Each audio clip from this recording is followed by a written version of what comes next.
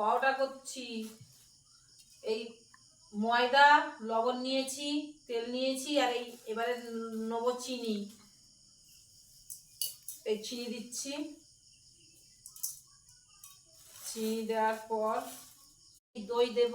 চিনি, লবণ, তেল দেওয়ার পরে দই দেব।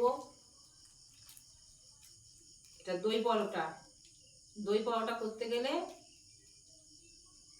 এই 500 ময়দায় 200 দই লাগবে।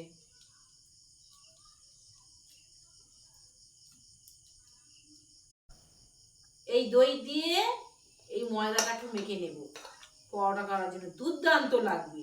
আপনারা করে খাবেন, দেখবেন কেমন লাগে। তাহলে কি বললাম, লবণ, চিনি, দই দিয়ে ময়দাটা মেখে নেবেন, নিয়ে তারপর পরোটাটা করবেন, দারুণ লাগবে।